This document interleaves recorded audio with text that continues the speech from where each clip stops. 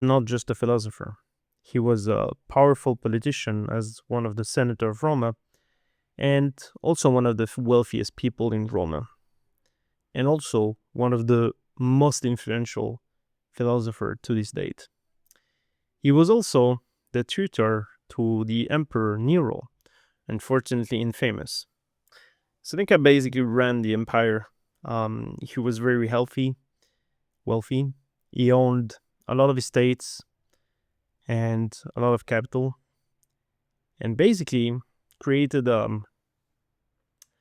perhaps attention to what I'm going to explain about him, his preachings, and the reality of him as one of the richest men and probably one of the richest ever men to exist. And especially when he talks about simplicity and his stoicism way of seeing life. That being said, we should definitely hear him out. So, unlike Marcus Aurelius, who was writing to release the stress, Seneca wrote to be read. He was, let's say, he implied to be famous. He wanted that. He wrote some letters famously to Lucius, and they're not just letters, they're actually essays. He disguised it. But it was interesting because it was on how to handle grief, wealth, noise, and fear.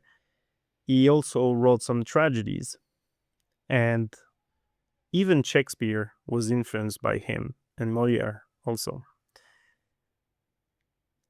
His way of dealing with Stoicism is very psychological. He focuses on the time we have and how to not waste it, the anger that we have, the short madness, and the resilience that we should build, building a mind that cannot be broken.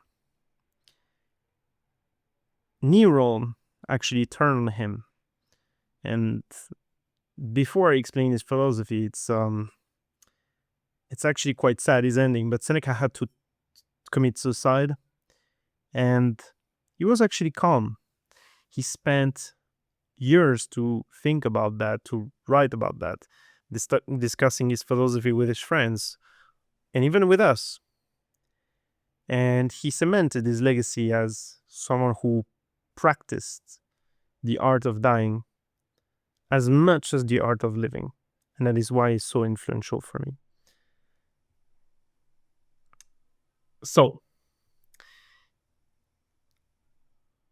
for Seneca, one of the biggest challenges was to have a sovereign mind. That was his biggest philosophy. He talked about the bankruptcy of time. Most people think of wealth in terms of gold, property, status, but Seneca invited us to look at a different kind of balance. He argued that the only asset that truly matters in the all assets that we have is time. Because if we're not so tight with money, we can still choose whether or not we want to waste time. The one thing that is right to be greedy about is about time, as he said. We allow people to trespass on our lives. We give our hours to those who do not deserve them. Think about this. How many times, how much hours, minutes, seconds have you thought about this colleague, this friend of yours, this acquaintance, this family member who insulted you, whom you took offense in? Try to think about the last time that you thought about it and try to count how many hours you thought about that. Not even constantly, but sometimes, our thoughts sometimes are like cancer because we're running on this autopilot mode and we are not able to externalize them because it's so hard and we're not able to escape from them. And that's precisely what he's saying. And if you look at it, well, you will find that, let's say even last week you spent 2 hours to think about it. That is 2 hours more than you should have spent on that. Because those 2 hours, they're 2 hours that you could have spent in the gym with your friend, having fun, discovering something new, going to the museum. Imagine. And try to take into account that this is not a one-time thing. This is something that we constantly do. We argue with people. We take our mind and our anger, and we suffer from that. So that is something we're not greedy about. We're not very... a lot of people are very greedy. A lot of people are very arrogant, very conservative, but in a negative way. And we're not thinking, man, I wish I wouldn't have thought about that.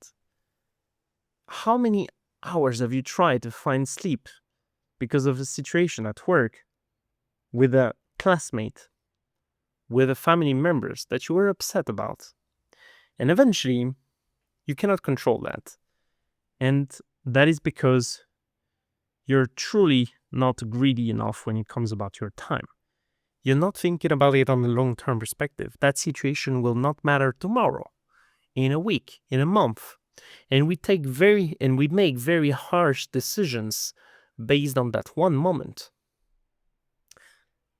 And that is not to say that I don't do it. I do it every day. Every day there's something that upsets me. Every day there is someone that upsets me, because people are not necessarily the best. And when you're trying to be the best version of yourself, it's very upsetting when you see those ghosts roaming the earth, just existing. However, we give more credits to the evil of people. Most people are just blind by it. Like if a blind person pushes you on the street, you wouldn't necessarily think that person was rude, that person was an asshole. You would think that person didn't realize because he was blind. Well, think about it, not physically, but think about it on a psychological way or on an intellectual level way. We are not all on the same level. That means that there are people who are intellectually or psychologically less strong than you. It also means that some people are stronger than you in both senses. So try to think about it. You don't want to give them those hours, those tasks, because they don't fulfill you and they don't provide any fruit. They're a busyness, as he said, that yields no fruits. And that's one of Seneca's great lessons. He says that life is not too short, but we make it short because we're like a person who receives a lot of money, a massive inheritance, and you basically waste it in one day. We aren't ill-surprised. We're just simply wasteful. We live as if we're destined to live forever, never considering our own fragility. How much time has already gone by while we were distracted? The second thing that he says is exactly about that. It's the curse of being busy. He says that the people who we saw were rushing through the streets of Rome were the occupatos, those who are preoccupied. To Seneca, there's nothing more pathetic than an old man who has no evidence of a long life except his age. Being busy is not the same as living. Having plans from 9 to 5 doesn't necessarily mean that you're living. Think about it. You go on vacation. You do 30K steps within the day. You visit. Do you feel fulfilled? Probably. But let's say you spend your time with your friend, drinking wine, smoking cigarettes, from 9 to 5. Do you feel fulfilled now? But you were busy all the time. You didn't see time pass. Or you were playing those video games that you love, but you didn't see time pass. However, does that yield any fruit? Do you feel fulfilled, or were you just busy? Were you just occupados? That's what he argues. I mean, definitely not about the video games, of course, but he's saying that we're always preparing to leave, but never actually doing it. We're prepared to think. We're prepared to even use philosophy, to philosophe. There's no verb for that in English, but there is in French. And actually, one of the famous quotes, I think it's from Kant, he says, we shouldn't learn philosophy. We should learn how to philosophy. And that is exactly what Seneca was saying at the time. He was saying we shouldn't look for the next promotion, the next season, or the next retirement.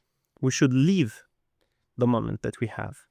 So the greatest obstacle to living is expectancy. It hangs upon tomorrow, and you lose today because you shift your focus to the future. So you lose the only thing that is actually in your possession, and the present. And that is why we call it the present, because it's so valuable. I made that up. But to be a philosopher and to be a follower of Seneca is understanding that if you're not postponing your soul, your moment, you will not postpone your life. It is to realize that the person who is everywhere is nowhere. Enjoy your life to the fullest. The first thing he says that time is our currency, as you understood, and emotions are the guards of the vault. The vault that is inside you, the fortress that you've built for this resilience, because you understood that time is valuable. You understood that people are not hurting you, they're just being themselves, and that you shouldn't dwell on that. And what he says is that you should deal with anger and tranquility of the mind. Tranquility of the mind is like a citadel. It's a fortress, and you cannot breach it. Somebody can break your arm, like Epictetus. I think it was his leg. But you can do that to man. You can torture him. You can kill him. But you cannot change his mind, his fortress. That's what you should aim at. Of course, it's an extreme example, but without thinking extreme, you're not thinking. You're not realizing, because most people are reactive. If somebody insults us, we get angry. If we lose money, we get sad. If we get praised, we become arrogant. But Seneca says it's a form of slavery, because you're a slave to external factors. You're giving the keys of your happiness to every stranger you meet.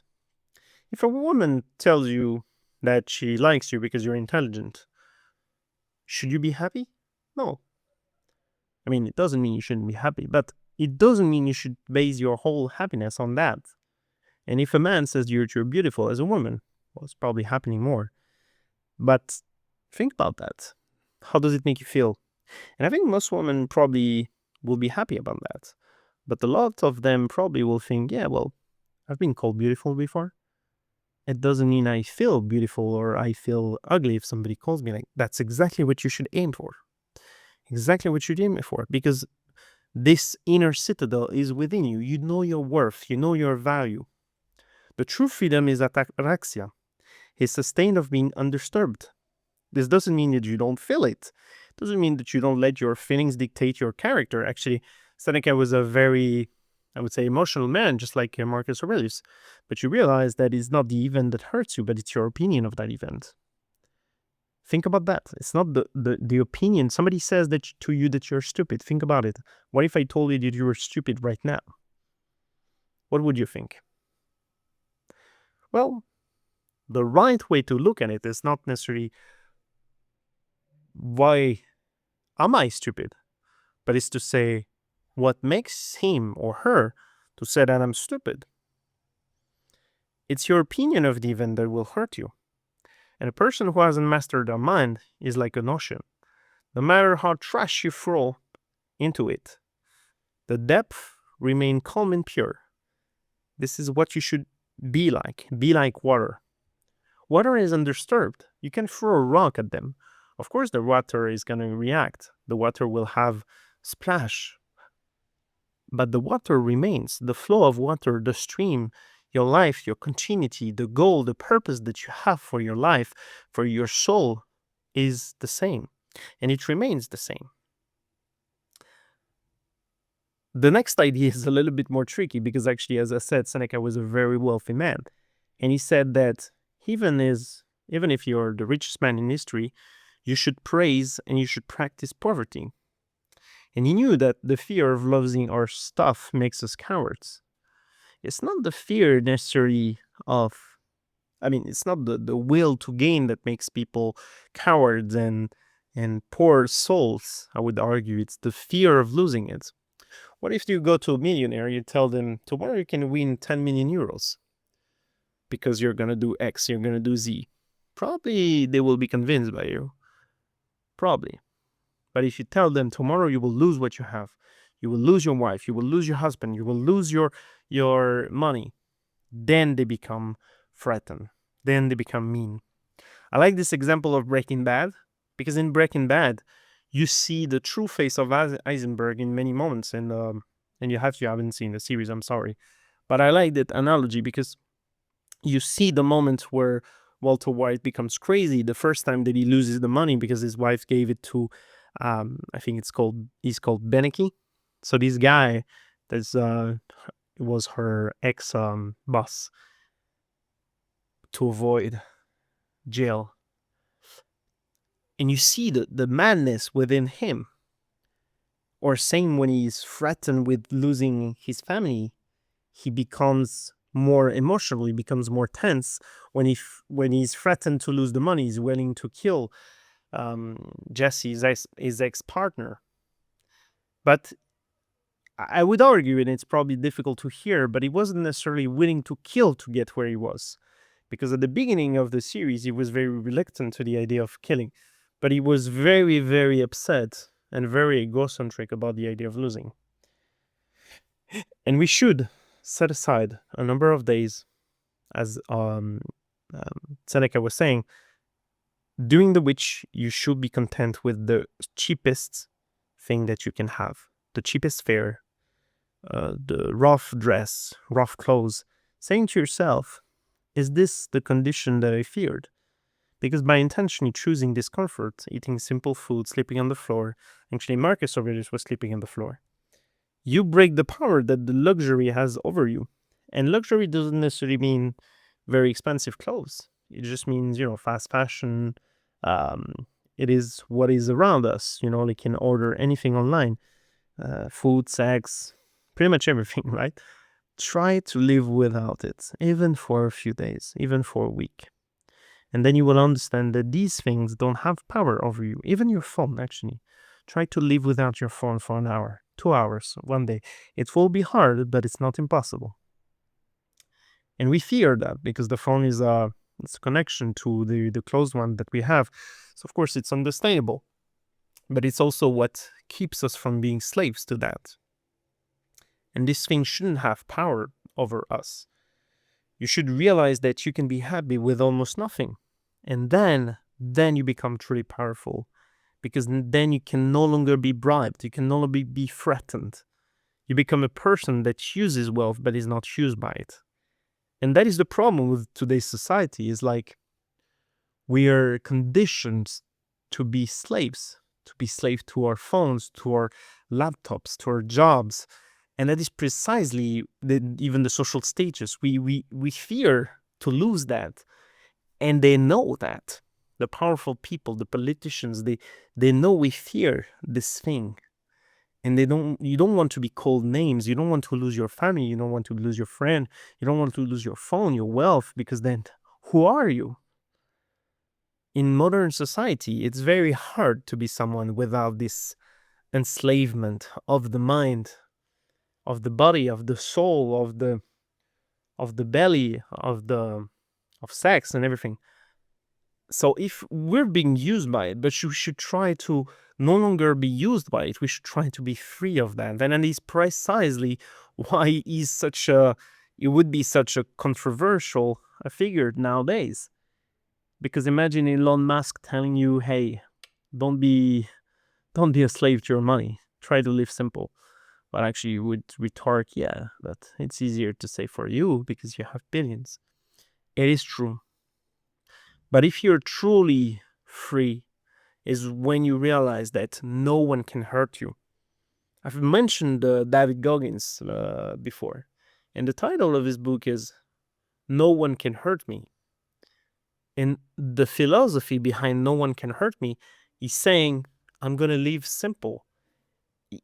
He's embracing it. He's running. He's doing these things. And it doesn't matter. He doesn't care about that. It doesn't even matter for him. That's actually why he was not on social media for a long time, as he claims, because he doesn't want to be a guru. He doesn't want to be a guru of people, for people. So the final thought that I had for this video is actually Seneca's philosophy is the social mind. He believed that our character is a reflection of the people we spend time with. And there's actually this idea that says, take the 5 closest people that you're around and they will be the sum of who you are.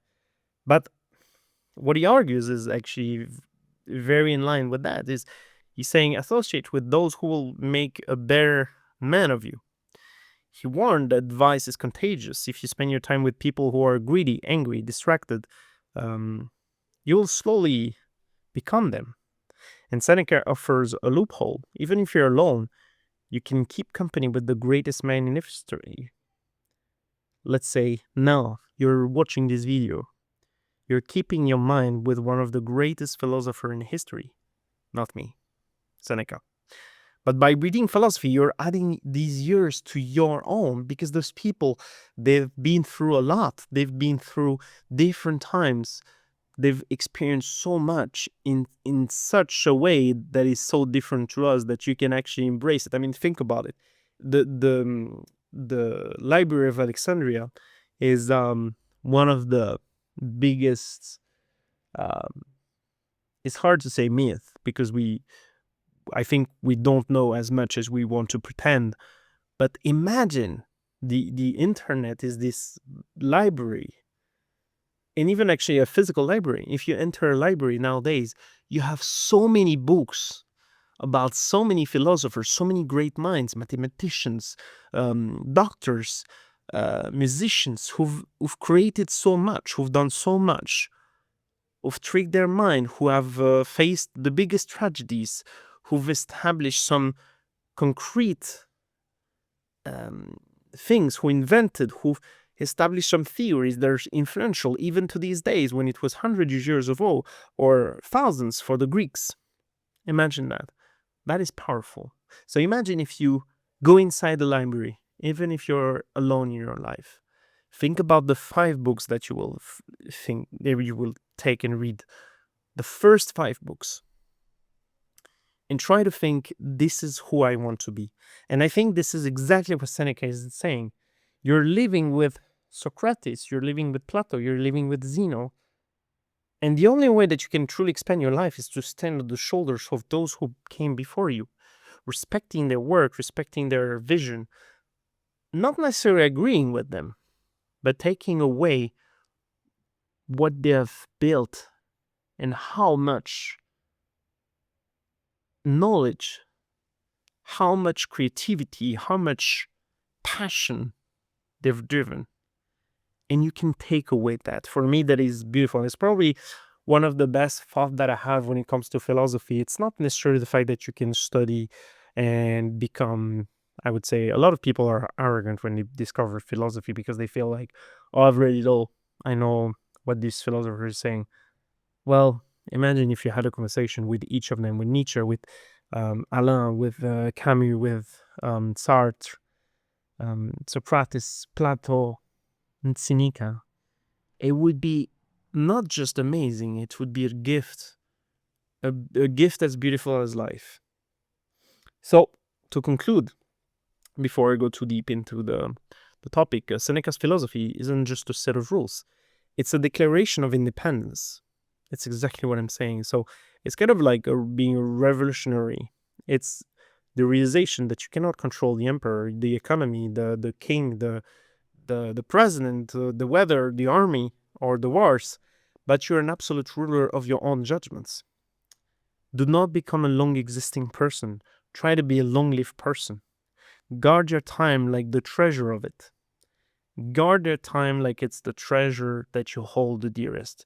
Be selfish, be greedy about your time. Build your inner fortress so that nobody can insult it, nobody can reach it, nobody can trespass it. And remember the most vital command. As long as you live, keep learning how to live. Peace.